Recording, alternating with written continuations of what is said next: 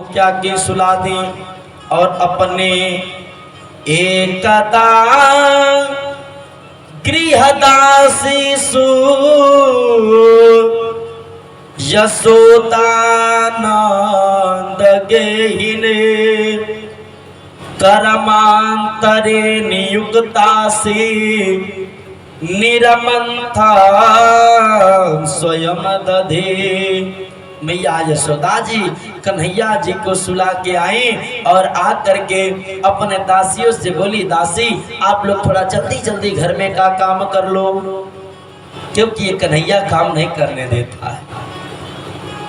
तो सारी सामान जो है बिखरी पड़ी थी।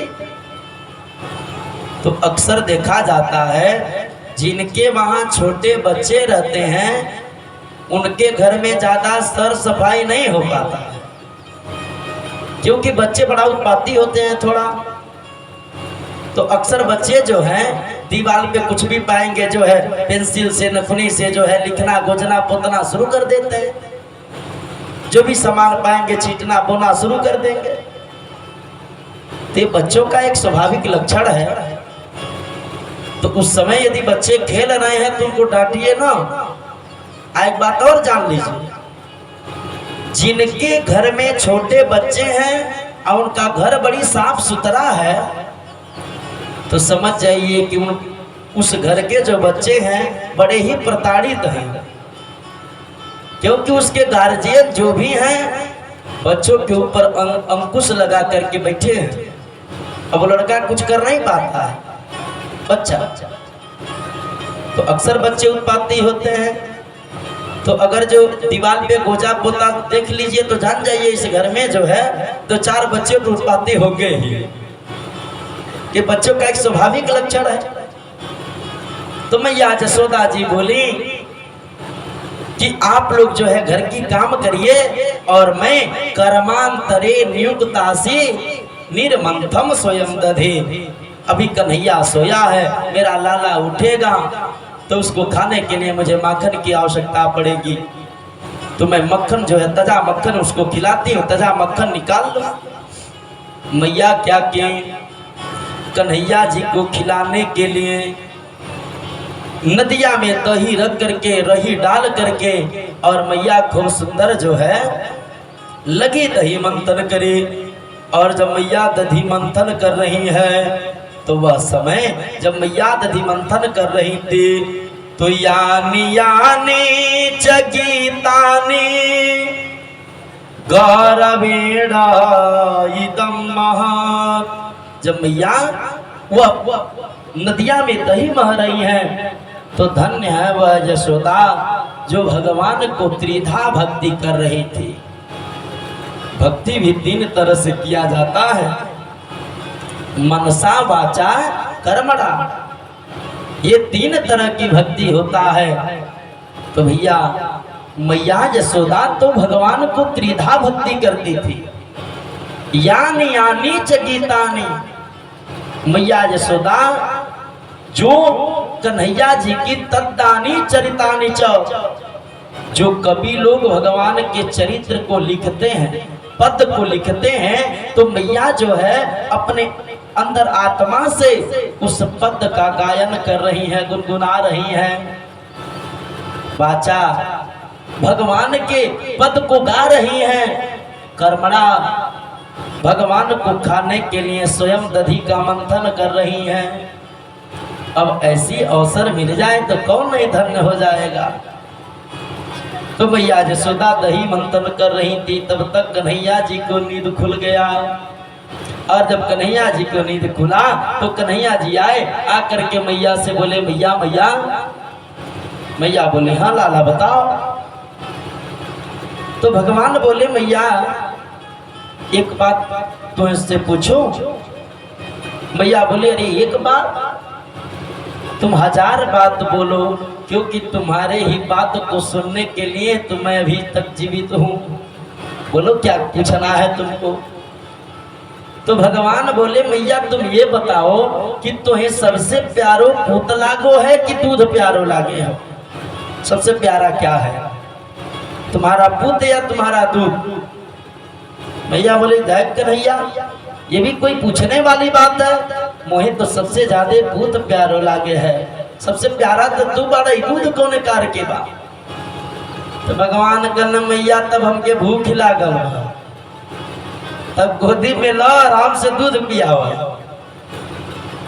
अब तो मैया इनकी बाणी सुन करके गोद में लेके बैठी दुग्धपान कराने लगी। तो भगवान भी विचार कर रहे हैं कि लाइए तेरी परीक्षा ले लिया जाए कि ये हमसे प्रेम करती हैं कि नहीं करती हैं। तो उसी समय क्या हुआ कि एक रजिया का दूध जो है आग पे रखी थी गर्म होने के लिए। तो भगवत कृपा ऐसी कि उस दूध में उफान आ गया और दूध फफा करके आग में गिरने लगा। तब तक मैया को पता चल गया। तो मैया जब सुनी कि दूध जो है आग में गिर रहा है तो कन्हैया से बोली, ये कन्हैया तनिक रुको, हम एक रजिया के दूध नुकसान हो रहा, अभी बचा के आते हैं। अब बाबू एक रजिया के दूध बचौले चक्कर में पूत के छुट्टी कर दे, कन्हैया को उतार के नीचे रख दी। कन्हैया जी जब नीचे उतरे तो इनको बड़ा क्रोध आया। बोले देखो, इससे तो मैंने पहले ही पूछा कि तुम्हें दूध प्यारो है कि पूत प्यारो है, तो बोली पूत प्यारो है। एक रजिया के दूध बाती आई तो ही पूत के छुट्टी को दे हैं। अब ये प्रेम कहाँ रह गया? भगवान को बड़ी क्रोध आया और जब भगवान को क्रोध आया तो भगवान कन्हैया जी जो सन्नतिया में रही रखा हुआ था, भगवान रही को उठाए। आज जब रही को उठाए ना तो सूरदास जी ने भी उस रही पे एक पद लिखा। भगवान जब रही उठाए तो उस रही पे बड़ा सुंदर एक पद लिखते हैं।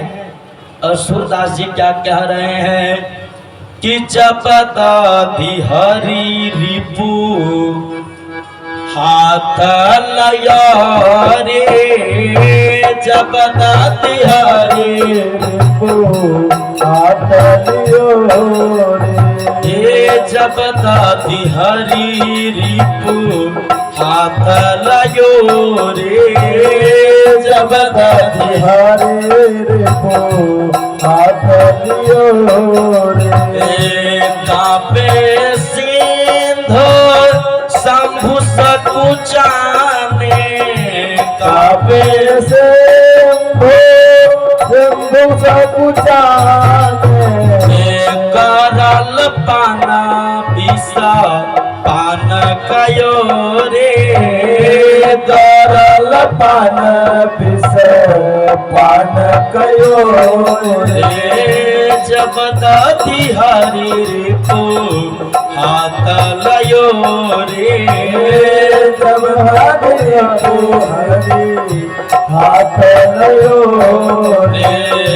सुर भयो मगना असुर भयो संगीता, सुर भयो मगना असुर भयो संगीता, बासर घराया नंद भयो रे, बासर घराया नंद भयो रे, जब दादी हरी रिपू हाथ लयो रे, जब दादी हरी रिपू हाथ लयो रे।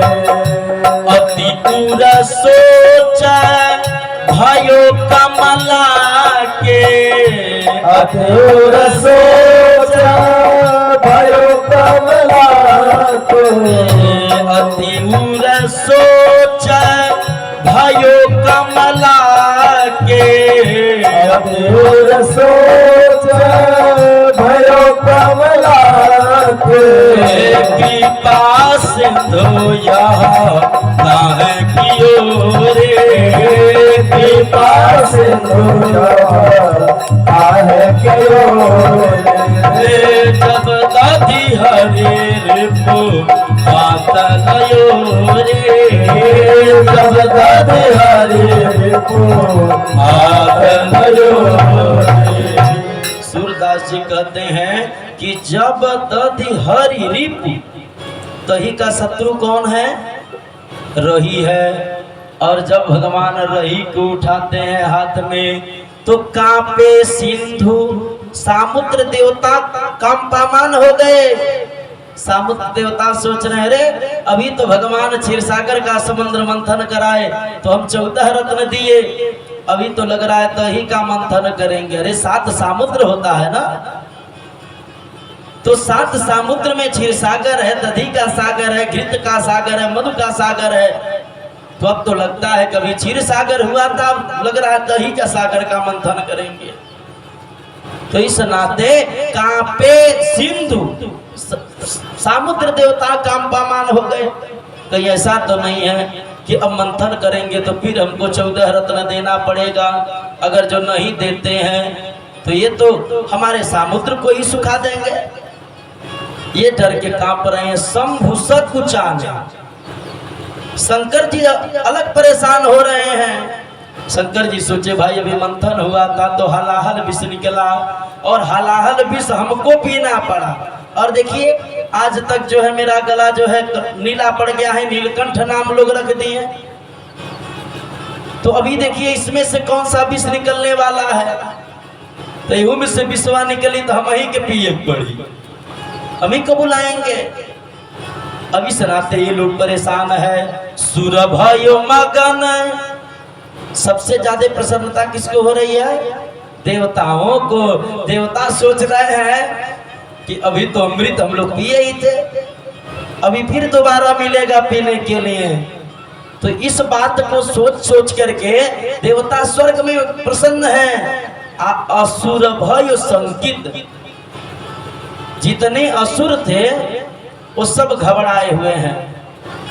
सोचत न से पाऊ अब वहीं तो देवासुर संग्राम भैया कैले क्षीर सागर के किनारे, तो का पता लगता फिर देवता अमृत पिए, फिर दैत्य देवतन में सम्रांगण युद्ध होई, फिर मारी जाई। ये सब चीज सोच के परेशान है। एक चीज जाना चाहिए, सबसे ज्यादा परेशानों में के रहल, सबसे ज्यादा परेशान अति उर सोच भयो कमला की। कमला माने लक्ष्मी, सबसे ज्यादा परेशान लक्ष्मी जी बाड़ी। अच्छा तो कहे लक्ष्मी जी परेशान रहली, उनके का दिक्कत हो गई?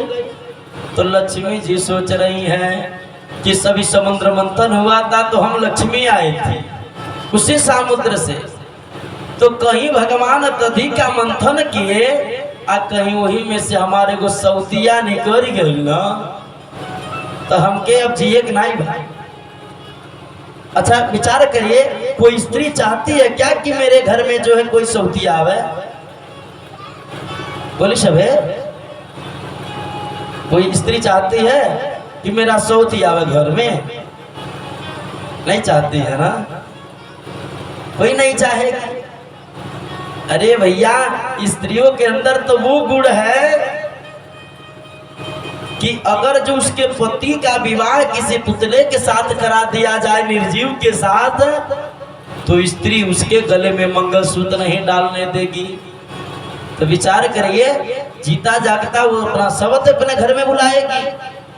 तो सबसे ज्यादा परेशान लक्ष्मी जी हो रही हैं, तो भगवान से कह रही हैं, अरे प्रभु कृपा सिंधु यह काहे कियोरी। अरे कृपा सिंधु का करता नहीं रे, अब एगो पत्नी बाड़ी तो आपके मन नहीं भरत आई, दूसर की सवती लावे जाता नहीं, आप ही मंथन न करी। भगवान देखे कि सब में जो है हलचल मचा हुआ है, तो भगवान बोले अरे सुनो, तुम लोगों को यही चक्कर में पड़े हो कि हम समुद्र मंथन करने जा रहे हैं, हमको इस समय भूख लगा है, अभी हम पेट पूजा नहीं हो पाया है, हम अपने खाने के चक्कर में हैं। आप लोग तरह तरह की भावनात्मक सोच रहे हैं।